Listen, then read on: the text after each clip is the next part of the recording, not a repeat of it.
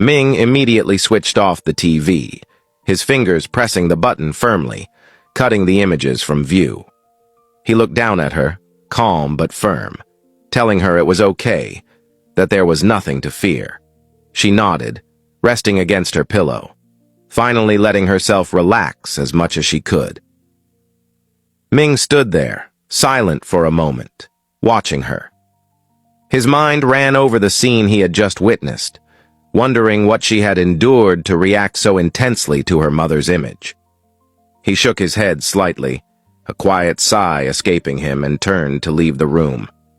As he entered his office, he found one of the nurses waiting for him. Her smile was bright, almost too eager, and she stepped closer, holding a tray of muffins, explaining that she had baked them for him. She said he worked so hard, and she wanted to show her appreciation. Ming's eyes drifted to the muffins, telling her gently that it wasn't necessary. She shook her head, moving closer again, insisting that she admired him and wanted to get to know him on a personal level. Before he could respond, Momo appeared, her posture firm, her gaze sharp. She stepped between them, her eyes fixed on the nurse, and declared that Ming already had someone who knew him personally. The nurse blinked in confusion. Momo grasped Ming's hand, turning to the nurse to tell her that Dr. Ming was hers, that they loved each other. Her gaze landed again on the muffins, and she told the nurse they would be better shared with colleagues, reminding her that Ming did not consume sugar. The nurse, not wanting to incur trouble, immediately ran out of the office.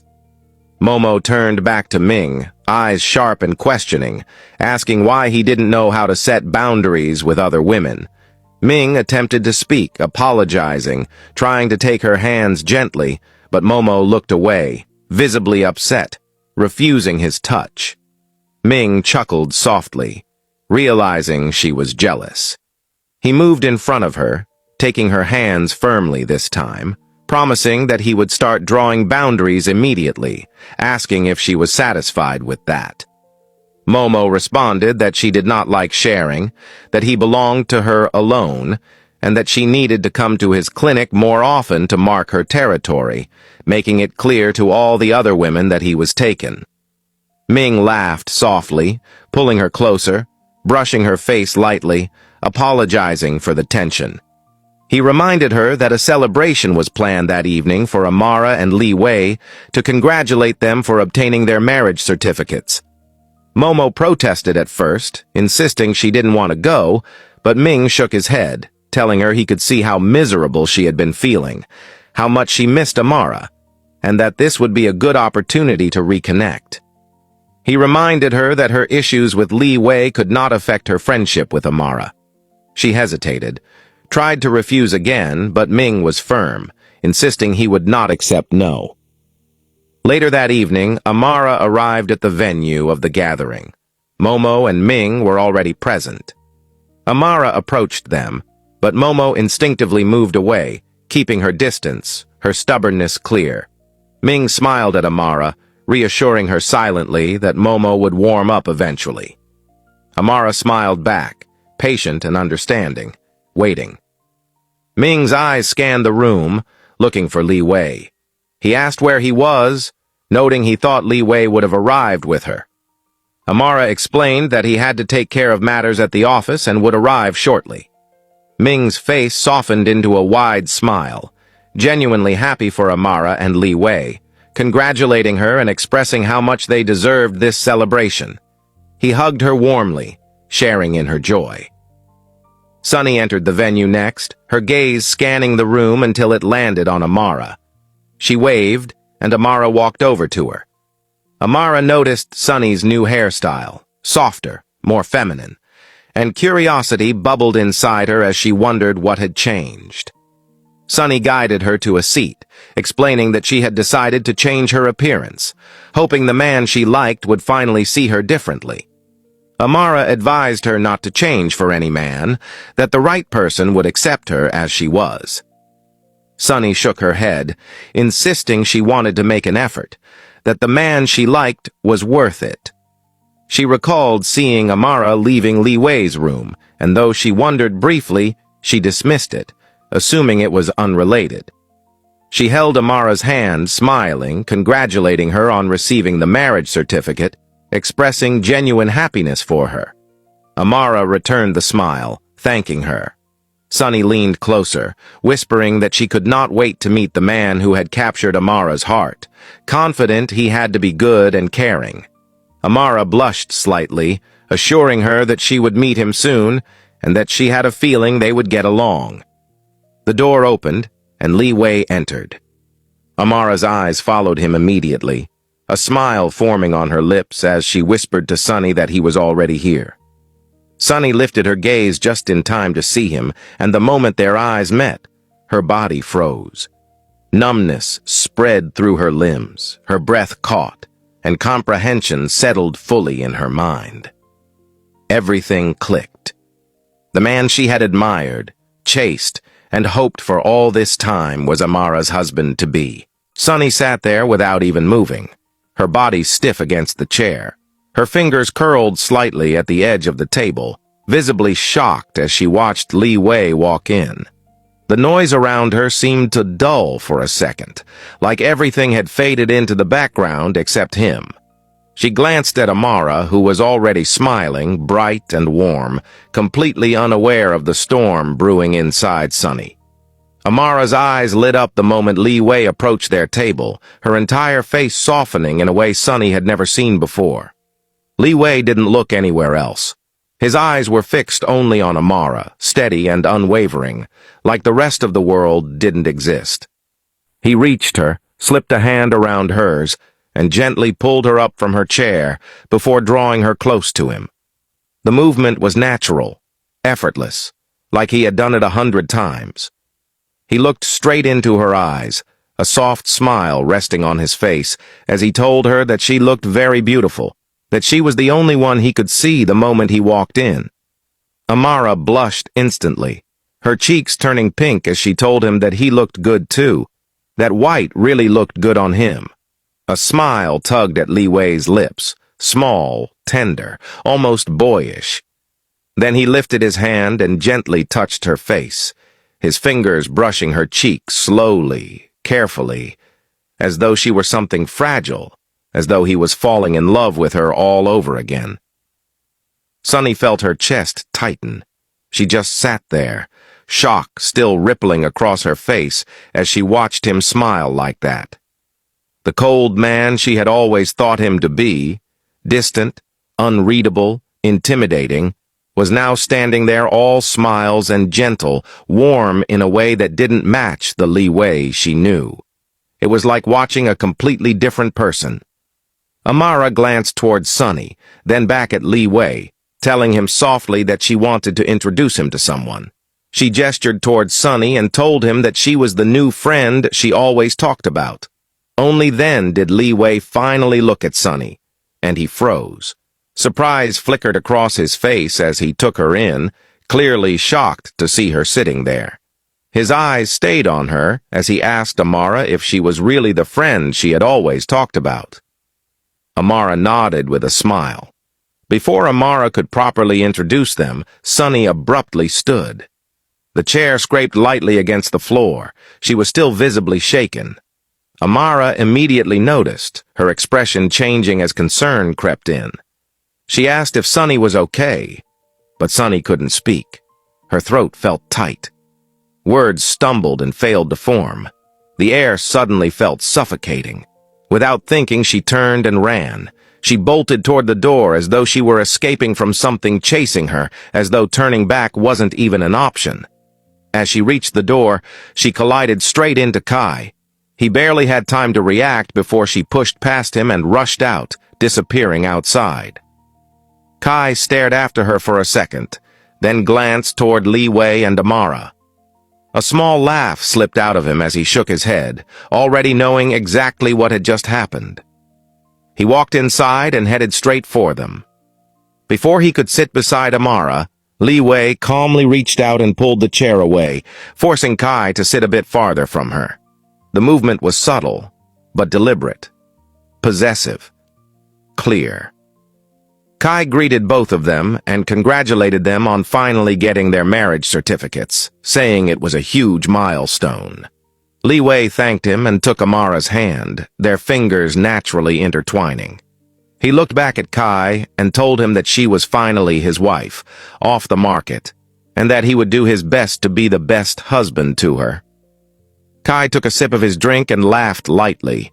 He looked at Amara and addressed her by name while congratulating her. Liwei immediately corrected him, telling him he should get used to addressing her as Mrs. Li. The air around them shifted slightly.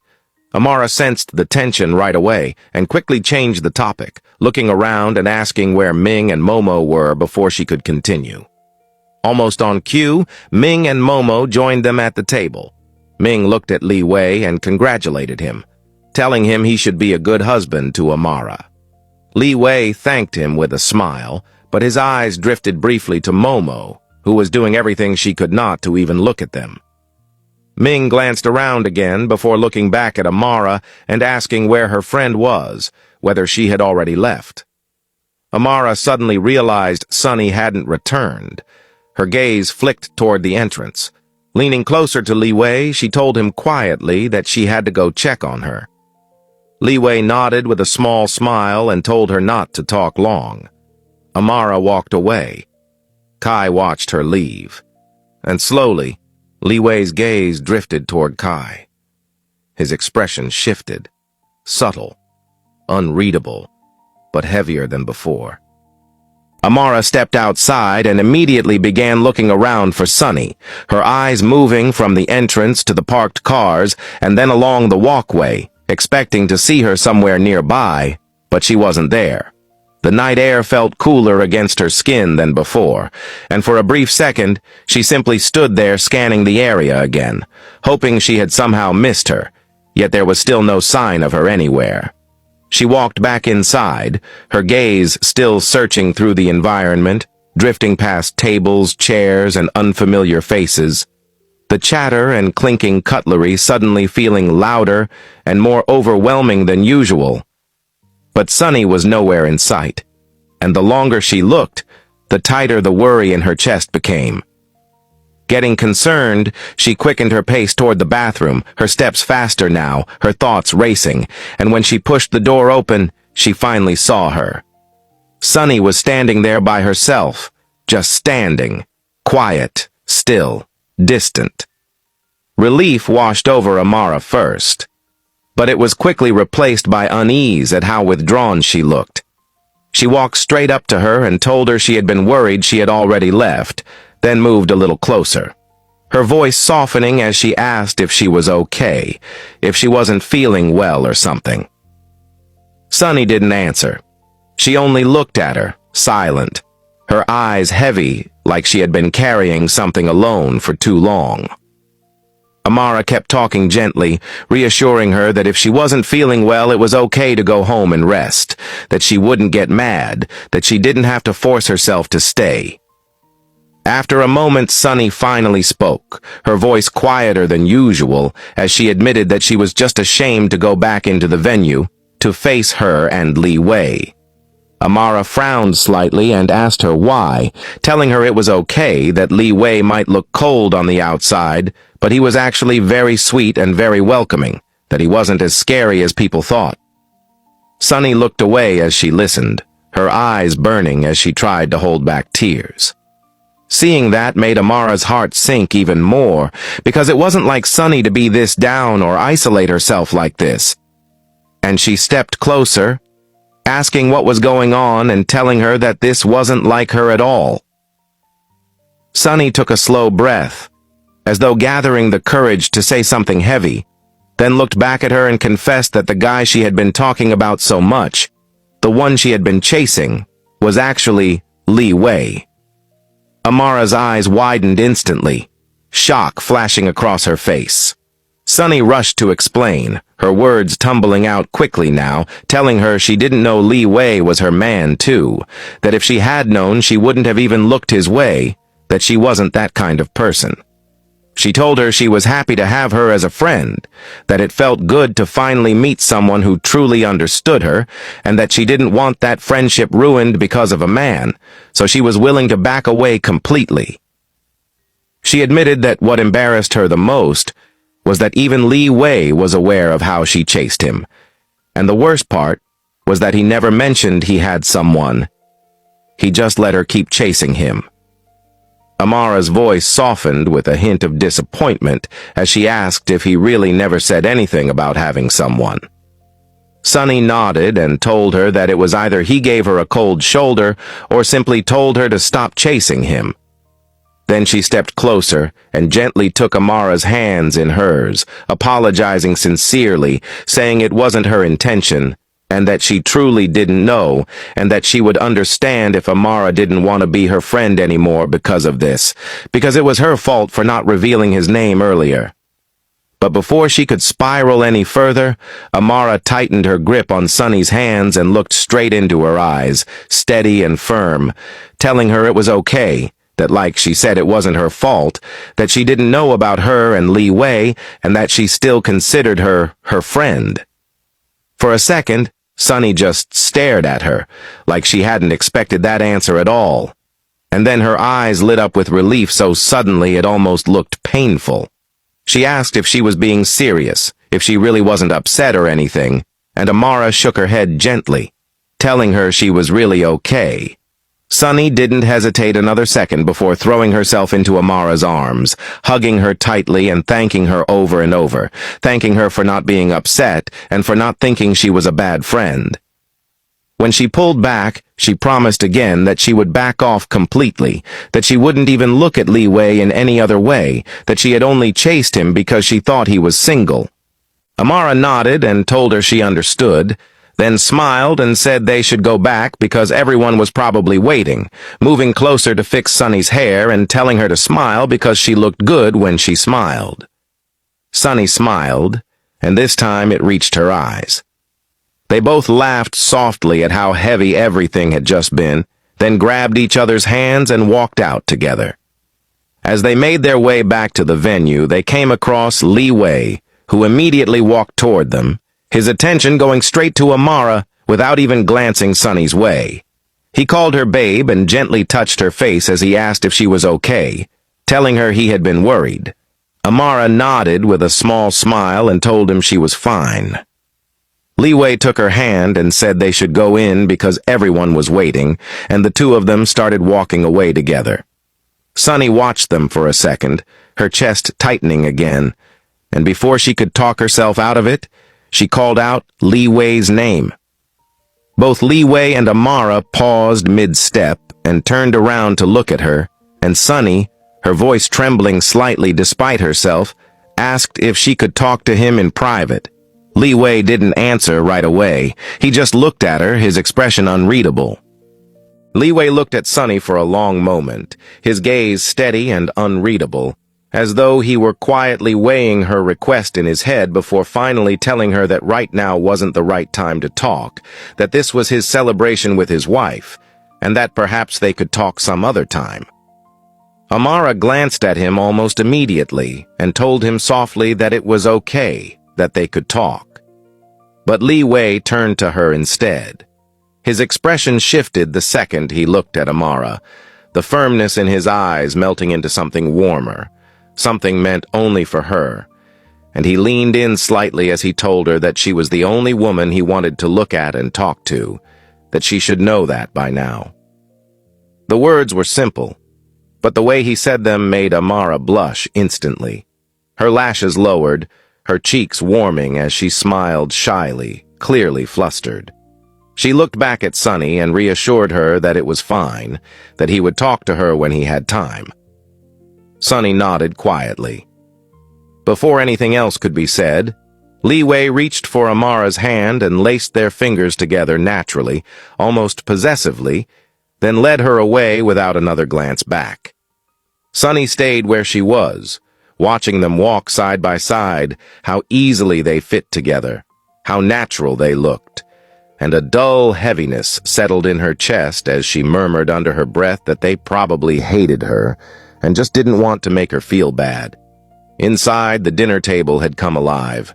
Cutlery clicked against plates, glasses clinked, bottles popped open one after another, and the sounds of wine and champagne being poured mixed with overlapping conversations and laughter that filled the entire space with warmth.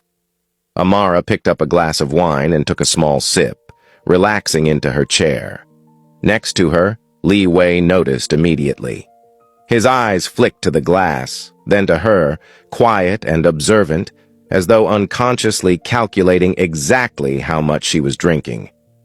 He went back to his food, but the second she reached for the glass again, he smoothly slid it out of her reach before she could touch it. He leaned closer and told her calmly that it was enough for today.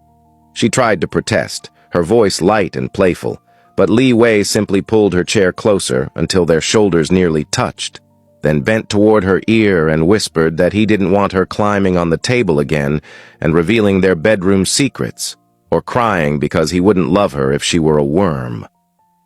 Amara's entire face burned red. She looked away quickly, embarrassed. Leewi only smiled faintly at her reaction before turning her face back toward him with gentle fingers and telling her that if she wanted wine that badly, she could drink as much as she wanted when they got home, that they could get drunk together. Amara nodded with a shy smile, clearly giving in.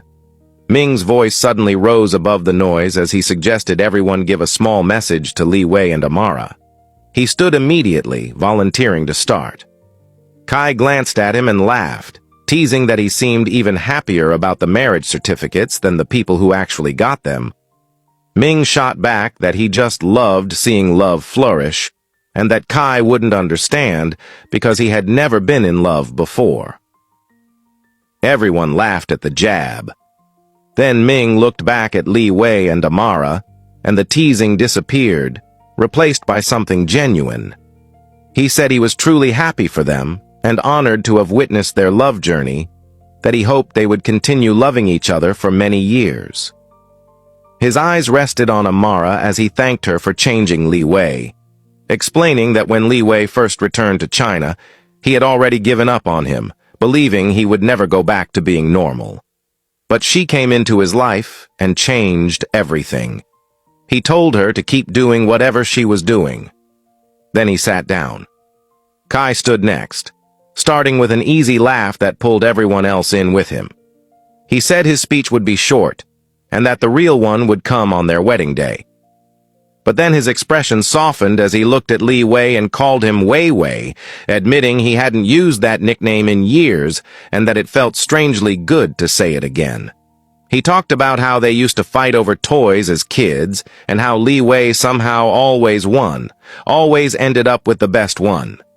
Now, he added with a grin, he realized Leewi had always liked the best things in life, because he managed to get the best woman too.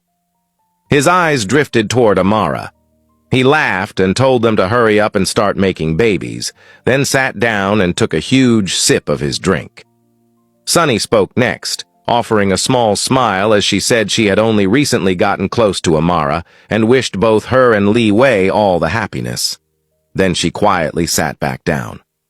Gradually, everyone's attention shifted toward Momo. She hadn't touched her food. Her eyes stayed glued to her plate, her fingers wrapped tightly around her champagne glass like she needed something to hold on to.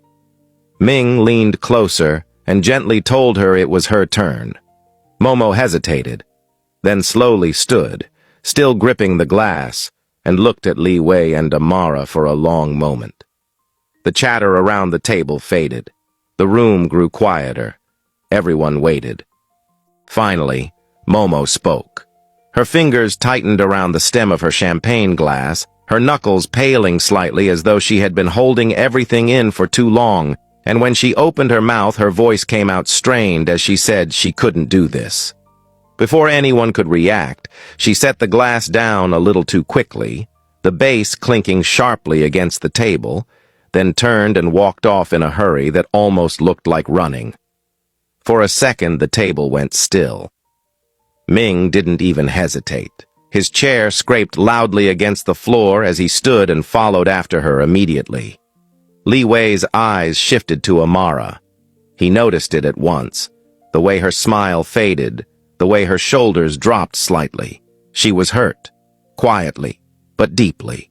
Without saying anything, he reached for her hand and wrapped his fingers around hers, grounding her, telling her not to worry, that Momo would come around. Amara looked at him and nodded, but it was obvious she was still down. Liwei leaned closer and gently touched her face, his thumb brushing her cheek as he told her that today was supposed to be a happy day, that she shouldn't frown, and that he didn't like seeing his wife upset unless she was only pretending to be upset to tease him.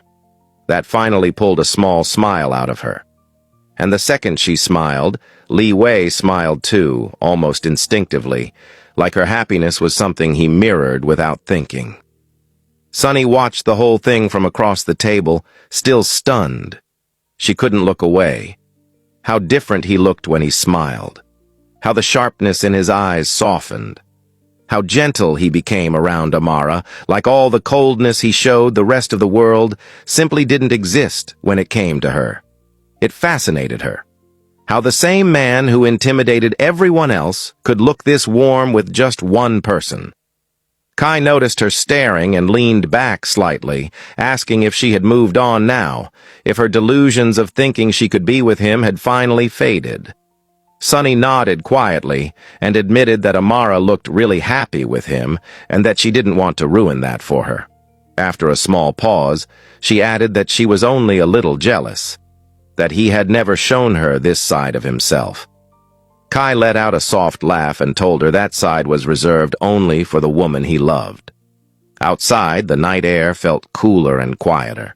Momo stood by herself near the entrance, her arms wrapped around herself as if trying to hold everything together. Footsteps approached. Ming. He walked up to her and asked gently if she was okay. She looked at him and admitted that it was just hard sitting at the same table with Liwei, that she shouldn't have come, that he shouldn't have forced her.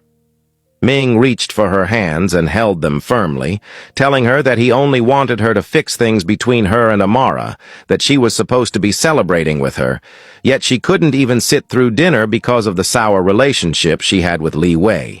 He reminded her that it wasn't Amara's fault, and that she couldn't blame her for Liwei's mistakes.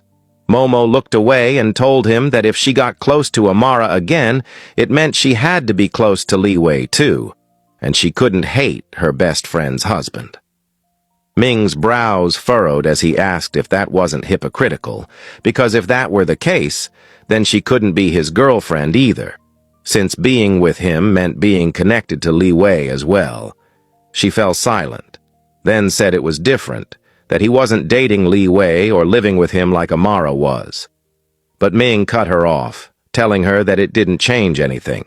As long as Liwei was part of his life, he would always be part of hers, too. There would be celebrations, dinners, gatherings, and she would see him either way. Momo looked away, clearly upset, saying it felt like he was scolding her instead of being on her side. Ming gently turned her back toward him and told her he just wanted her to see things more clearly, that she might brush this off now, only to lose her friendship with Amara for good. And he didn't want her to regret that later. She stayed quiet for a long moment, digesting everything, then softly said she needed to be alone. Ming squeezed her hands and told her he would come check on her before walking away, leaving her standing there by herself. Not far away, inside a parked car, Master Shen had been watching. He reached for the door handle, wanting to step out and go to her. But before he could, Momo had already turned and walked back inside. As she stepped through the entrance, she collided straight into Amara and Liwei, who were on their way out. She froze. They froze. For a moment, the three of them just stood there. Hesitation flickered across Momo's face as she looked at Amara. Amara's voice came out low and careful as she asked if she was okay. Momo didn't answer. She just stared at her, like the words were stuck somewhere in her throat. Liwei glanced between them, then quietly told Amara he would give them space to talk and that he would wait for her. With that, he walked out, leaving the two of them standing there, facing each other, the air between them thick with everything that still needed to be said. Leeway stood outside the estate on his own, the night air cool against his skin as he slipped a cigarette from the pack out of habit. He had barely brought the lighter up when a familiar presence stepped beside him. Master Shen. His eyes dropped briefly to the cigarette before he casually asked when Leeway planned to quit, reminding him that he once claimed he would stop after his mission was finished. Leeway glanced at him, then quietly slid the cigarette back into the pack, brushing the matter aside and mentioning that he was working on it. A faint laugh left Master Shen as he remarked that he hoped it would be soon, adding that smoking didn't suit him at all. Leeway let out a small chuckle too, but the lightness faded as his attention shifted. His gaze sharpened and he asked about the apartment. Master Shen gave a calm nod, assuring him that everything had been handled. Every trace erased. Nothing left behind that could be tied to him. He had even tampered with his grandfather's records and systems, making it appear as though the old man had simply retired and chosen to live alone in seclusion, far away from the chaos. To the world, he had disappeared quietly. Leeway kept his eyes on him, gratitude settling into his expression, admitting he wouldn't have been able to pull it off without him. Master Shen waved the thanks away as though it was nothing, reminding him it had always been his duty. Silence lingered for a moment before Leeway asked what he planned to do now that everything was finally over. Master Shen's expression softened. He wanted to rebuild his bond with his daughter, spend real time with her, make up for the years he hadn't been there as a father. All he hoped for was that she would welcome him back. Leeway mentioned that Momo was inside and that he could talk to her now if he wanted. But Master Shen simply shook his head, saying it wasn't the right time yet. Soon. Just not tonight. Leeway studied him for a second, then a quiet laugh slipped out. Master Shen looked at him, curious about what amused him. Leeway told him he was forgetting one important thing he should also do. When asked what, Leeway's voice dipped lower, a mischievous edge creeping in as he suggested that maybe he should get himself a woman too. That clearly caught him off guard. Master Shen looked away with a short laugh, admitting that was the least of his priorities and that women were stressful. Leeway teased him, suggesting maybe it was because he didn't have any game when it came to pursuing women. Maybe he simply didn't know how to handle one. Master Shen shot him a look before reminding him he wasn't called Master Shen for nothing. Just like he had taught him survival, he could teach him about women too. The two of them ended up laughing together, the sound easy and unguarded, nothing like the tense conversations they used to have. Then Master Shen grew quieter. He admitted it was difficult for him to even look at or touch another woman after his wife died. Some bonds didn't break. Soul ties remained, even after death. His eyes rested meaningfully on Leeway. He reminded him that he understood this better than anyone, because he himself was already soul-bonded to Amara. There would never be another woman for him. Only her. His hand landed firmly on Leeway's shoulder as he congratulated him on finally becoming a husband. With that, he turned and walked back inside. Leeway remained there for a moment, calm, grounded, the weight that had followed him for years finally gone. Then he turned to head back in as well. Before he could take more than a few steps, someone stopped in front of him. Sunny. She hesitated, then asked if he was free to talk. Leeway paused, his gaze settling on her, waiting.